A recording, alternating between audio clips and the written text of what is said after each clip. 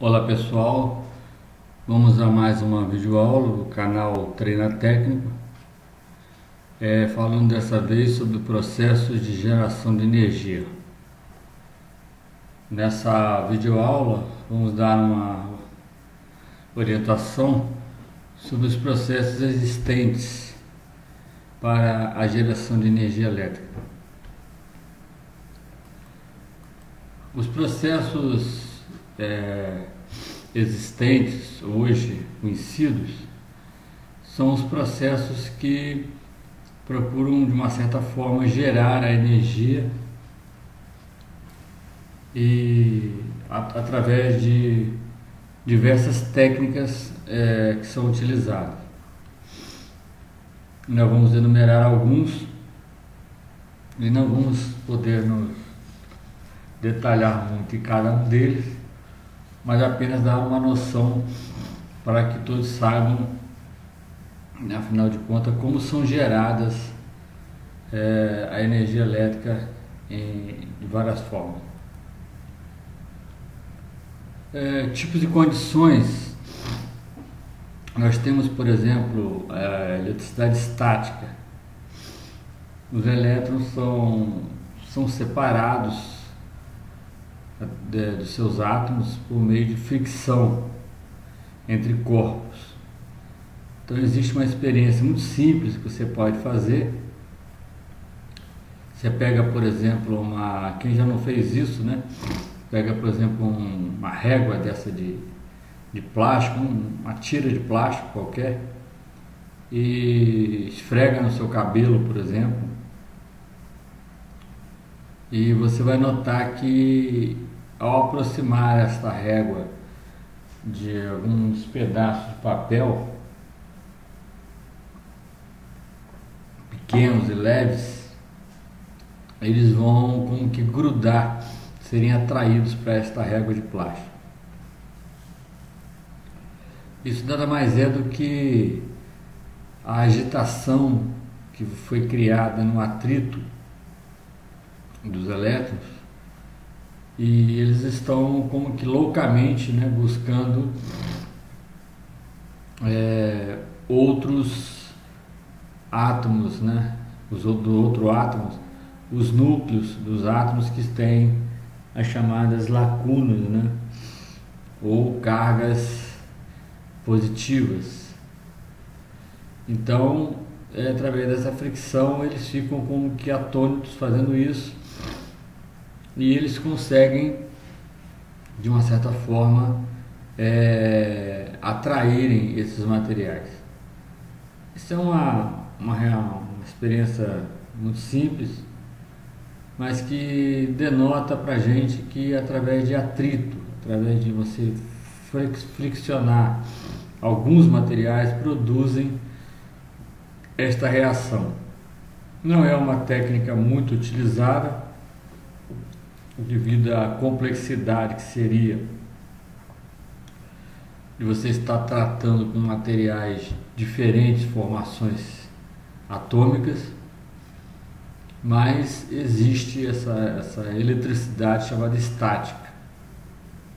Inclusive em nossos dedos, na nossa mão, todas as vezes que a gente fricciona a mão em algum lugar, você promove essa eletricidade estática.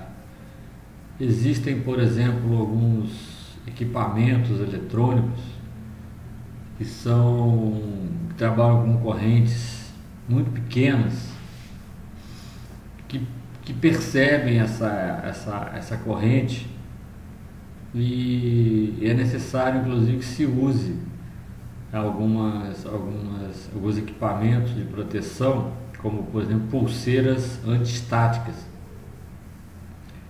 que é uma pulseira que você coloca no pulso, em um de seus pulsos, e o extremo dela tem um terminal, uma garra de jacaré, um parafuso, uma coisa que você coloca no sistema de aterramento da máquina.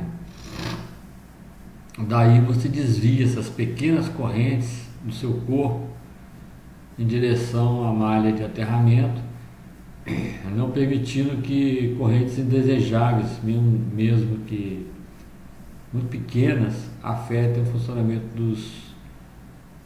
dos equipamentos. Então, isso mais quem trabalha com eletrônica, com equipamentos sofisticados, né, placas de computador. Muitas das vezes você pode até queimar uma placa dessa, as memórias, que são dispositivos que trabalham com corrente muito baixa. Então qualquer geração de uma corrente estática, por exemplo, pode ser para aquele circuito, pode ser uma corrente muito alta. Você pode danificar os componentes. Existe um outro processo que seria um processo de conversão por ação química, que na verdade é o que a gente vê hoje aí nas pilhas, bateria de carro, que é muito comum, é um exemplo mais comum, chamadas baterias recarregáveis, e mesmo aquela que não são recarregáveis, mas existe um processo químico que é iniciado na fábrica, onde produtos que são contrapostos de diferentes formações atômicas em diferentes materiais, eles ao estarem juntos, encapsulados na mesma embalagem, produzem diferença de potencial entre os dois polos, formando assim uma bateria de cargas, né? É o caso então das baterias, pilhas e baterias. E as recarregáveis, você ainda tem um processo que através de uma outra fonte de energia elétrica você pode introduzir elétrons nesses materiais. Quando eles terminam de distribuir os elétrons que estão lá na reação química, você pode depositar, né, como que depositar, colocar mais elétrons nesses materiais. Existe também a fotoeletricidade, que é um meio muito utilizado ultimamente, está sendo muito explorado, que é através da reação também química, porque alguns materiais, quando expostos à luminosidade, não é a temperatura, mas é a luminosidade, pode ser do sol ou de uma fonte de luz qualquer, eles são elementos chamados fotovoltaicos, porque através dessa inserção, né, de luz neles, eles criam reações químicas nos seus átomos, e aqueles átomos que estão chamados na última camada, né, os elétrons de valência, eles são fortemente polarizados e aumentados, né, na sua intensidade, produzindo assim correntes que podem ser utilizadas nessas células, né? É os chamados painéis solares e assim por diante. Então são alguns tipos. Outros tipos que nós utilizamos para a formação de energia elétrica é a hidroeletricidade. Esta talvez é a mais utilizada no mundo e principalmente no Brasil, devido às bacias hidrográficas que agora estão muito prejudicadas, né, recentemente, mas isso já é uma tendência mundial em função do mau uso que nós fazemos das nossas fontes energéticas, né? Mas a hidroeletricidade, ela utiliza o princípio que a força da água, ao passar por uma turbina, né, como se fosse uma hélice, ou o chamado roda d'água, né, antigamente chamado roda d'água, ela gira um um motor, né, gira uma turbina, e essa turbina induz a corrente elétrica que de uma certa forma é injetada nesse rotor que vai girar, e o rotor ele vai induzir no motor, né, no induzido, vamos dizer assim, essa corrente. Esse é o princípio de funcionamento dos motores elétricos. Todos os motores elétricos eles trabalham dessa forma. Você coloca um potencial de energia pequeno no seu rotor, alguns amperes. Esse rotor, ao girar, eles como que duplicam, né? Aumentam essa energia através da indução que ele faz nos seus induzidos, que são aquelas bobinas que são em volta ali, que ficam em volta do rotor giratório. E aí são coletados através de escovas e vários outros processos, e você então tem ali seria um motor utilizado ao contrário, né? Em vez de você colocar energia no induzido para que ele force o rotor a girar, que é o processo de funcionamento de um motor comum, no caso da hidroeletricidade as turbinas fazem o papel ao contrário. Mas também não vamos entrar muito nesse detalhe agora, podemos depois fazer uma videoaula só sobre isso. Temos também a energia atômica, que também está muito explorada ultimamente. Alguns países estão mais adiantados do que outros. O Brasil, por exemplo, está muito atrasado ainda nessa questão, mas é uma energia um pouco muito vulnerável, né? E também ela é muito discutida, porque a energia atômica nada mais é do que a aceleração em grande escala, em forma como que sequencial, de átomos que são bombardeados, né? Um bombardeando o outro, e numa cadeia crescente, cada vez mais crescente, gerando uma forte corrente elétrica entre essa cadeia, do início da cadeia até o final. Então, alguns materiais são altamente produtores dessas correntes, e daí foram criados, inclusive, as chamadas bombas atômicas. Na verdade, é uma explosão como que muito grande, né? Muito intensa, de elétrons acelerados fortemente para a produção de uma corrente elétrica muito grande. E daí foram estudados os meios de se controlar essa produção de energia para ser distribuída de uma forma mais homogênea.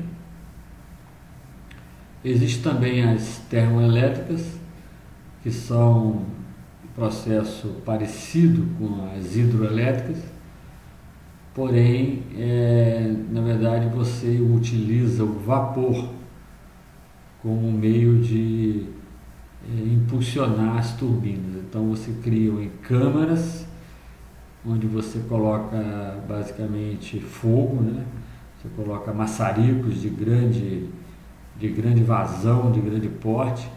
Esses maçaricos encandecem essa câmara, como que caldeiras, né? E essas caldeiras então vão produzir uma forte fluxo de vapor, né? E esse vapor então vai ser conduzido para as aletas das turbinas, e as turbinas girando farão o papel como um motor, nós falamos da hidrelétrica, que seria a indução do rotor, induzindo essa energia nos processos de distribuição depois através dos terminais que vão receber essa energia.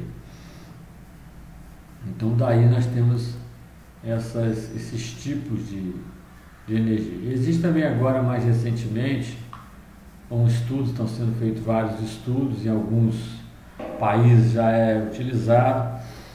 No Brasil existem poucas áreas, mais no Nordeste, alguns locais assim que tem fortes ventos, e a energia eólica também utiliza o mesmo processo. Na verdade, todos utilizam o mesmo processo. Os geradores eólicos são, na verdade, motores também que, sendo girados pelo vento, algumas hélices, como hélices de avião, giram essa turbina, e essa turbina também, por sua vez, gera a energia nesses motores. Daí essa energia ela é captada, ela é filtrada e depois você pode, através de inversores, processo de inversão, transformar novamente em corrente alternada, visto que as correntes produzidas por esses tipos de motores e turbinas são correntes que nós chamaríamos de pulsantes. Elas não são nem correntes contínuas, nem são correntes alternadas da forma ideal que a gente conhece, que nós vamos falar mais à frente. Mas elas são correntes pulsantes que podem ser através de sistemas capacitivos, através de filtros e bobinas, e você pode fazer uma filtragem desse sinal, transformando numa energia contínua pura. Daí você pode, através de processos eletrônicos, fazer com que essa energia contínua se transforme novamente numa energia alternada. E você pode usar as duas, usar ela com corrente contínua ou com corrente alternada. São geradores eólicos.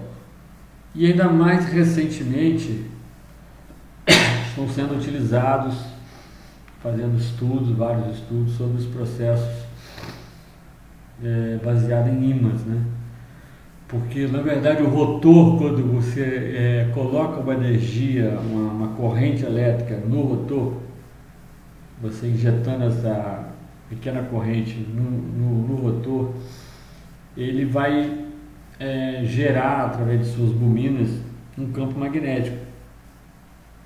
Esse campo magnético vai, ao girar, esse campo sendo girado no motor, ele induz, nos estatores, vamos dizer assim, ele induz essa corrente, e essa corrente é aumentada ou diminuída, e daí é preciso que exista uma continuidade, não pode parar. Como o rio, por exemplo, lá quando está movimentando as turbinas, a vazão, por isso são feitas comportas. Essas comportas são abertas ou fechadas de acordo com a vazão que se quer, para que na passagem da água pela turbina a vazão seja sempre constante. Por isso a necessidade de fazer represas, para que você, o homem, consiga controlar a vazão do rio. Então, no caso dos ventos, é complicado, por isso que a eólica é um pouco complexo, e somente locais que têm ventos constantes, E aí, se ele também for muito forte, existem dispositivos eletrônicos que fazem o controle disso, senão também você pode estourar os elementos de bateria que vão carregar essa energia. mas de uma certa forma não pode parar. Então o processo magnético é retirado, então, esse rotor, essas bobinas do rotor, e no processo magnético é o próprio ímã que existe ali no rotor é que gera esse campo magnético para ser induzido na turbina. Então são processos ainda que estão sendo avaliados, estão sendo estudados, e existem os chamados motores magnéticos, né? Que estão sendo estudados aí. O fato importante então que nós queremos finalizar para vocês aqui é que cada país, cada nação determina, né, através de estudos que se faz, qual é o foco que ela vai adotar. No caso do Brasil foi o foco da hidroelétrica, devido a, como nós falamos, das bacias hidrográficas que o Brasil tem. Então é focado, mas basicamente todos os processos no final sempre fazem a produção da energia basicamente da mesma forma, através do rio, tocando a turbina, através da caldeira, o vapor também movendo essas turbinas, o vento também movendo a turbina, e agora por último o estudo de ímãs fazendo, você tem que dar um impulso inicial nele, que depois ele mantém isso de forma crescente e estável, manter esse fluxo, né? Fazer esse fluxo acontecer. Então são desenvolvidos vários tipos de situações, mas cada nação então investe naquilo que ela acha que é mais proveitoso. Mais à frente a gente vai falar sobre os tipos de corrente, né, que existem, e vamos poder então entender como que esses motores, essas turbinas produzem. Hoje nós queríamos apenas falar sobre os tipos que existem, né, que estão sendo utilizados no mundo de um modo geral, sobre os processos de geração de energia. Então vocês possam estar aí tirando suas dúvidas lá no nosso canal e clicando também lá nas sugestões, dando seus comentários e dando um gostei se você gostou da explicação. Processo de energia, aula 7.